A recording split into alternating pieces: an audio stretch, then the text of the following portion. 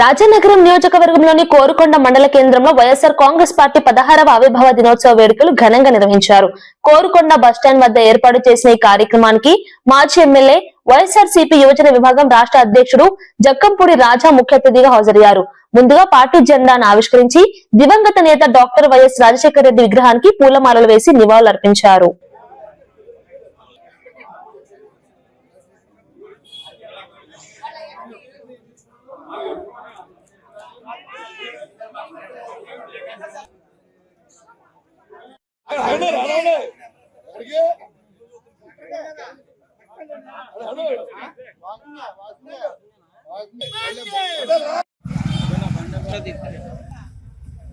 अभी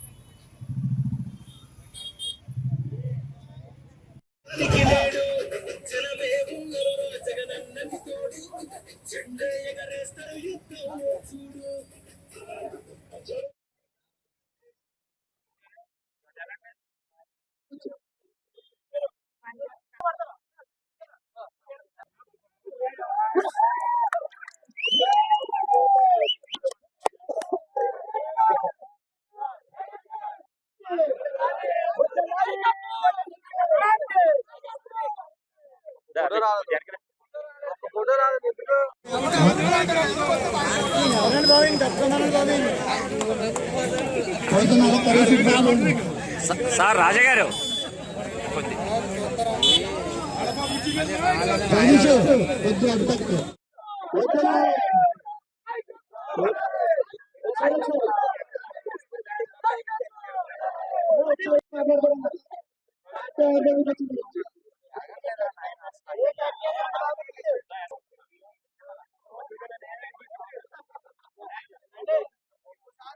బాబరా పట్టుకో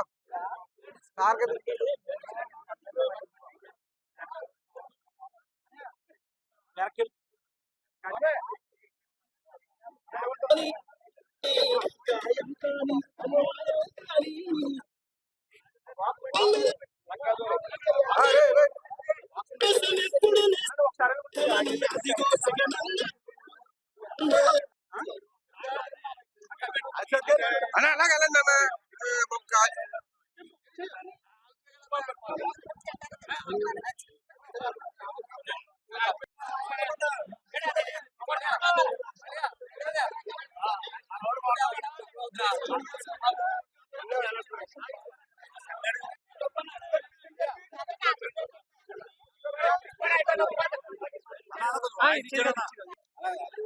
అన్న బాగుంటుంది మీకున్న చోట బాగుంటుంది వాయిస్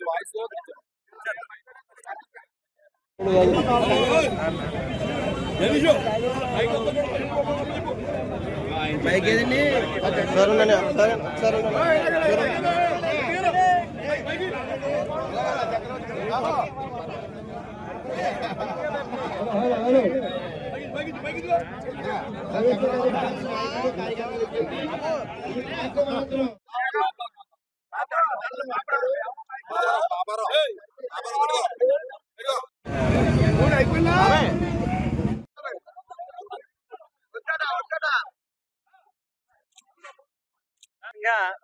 ఏ దేశానికి లేనటువంటి గొప్ప రాజ్యాంగం డాక్టర్ బాబాసాహెబ్ అంబేద్కర్ గారి యొక్క ఆలోచన నుంచి పుట్టి భారతదేశానికి ప్రజాస్వామ్య రాజ్యాంగాన్ని అందించారు.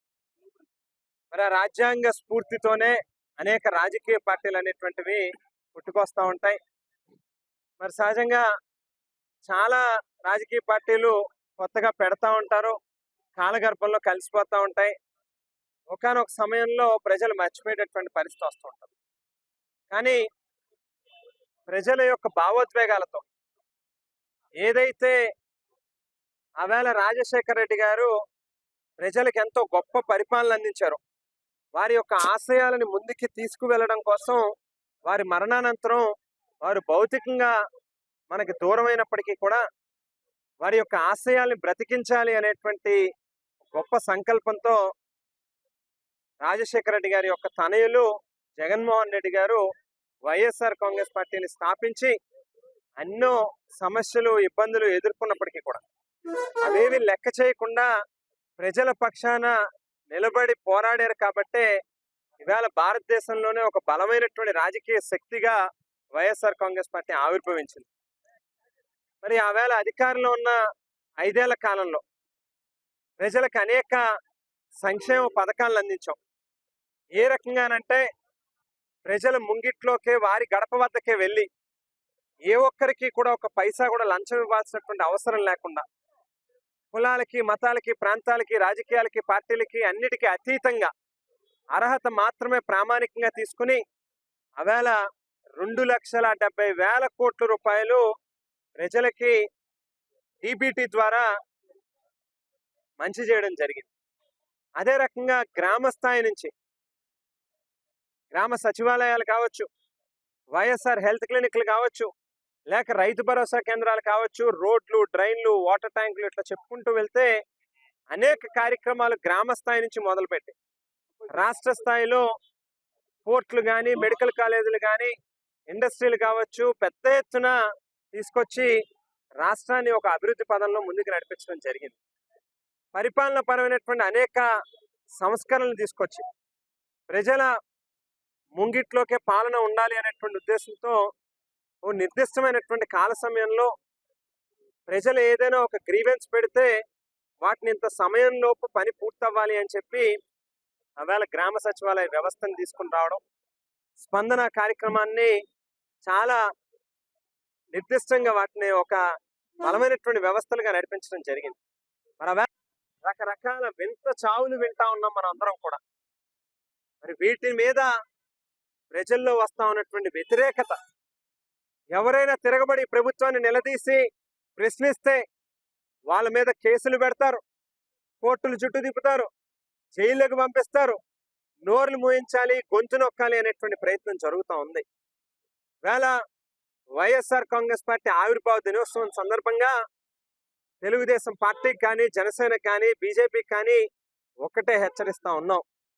మీ తాటాకు చప్పుళ్ళకి బెదిరిపోయేటటువంటి కార్యకర్తలు కాదు వైఎస్ఆర్ కాంగ్రెస్ పార్టీ కార్యకర్తలు అనేటువంటి విషయాన్ని దయచేసి గుర్తుపెట్టుకోమని చెప్పి చెప్తా ఉన్నాం.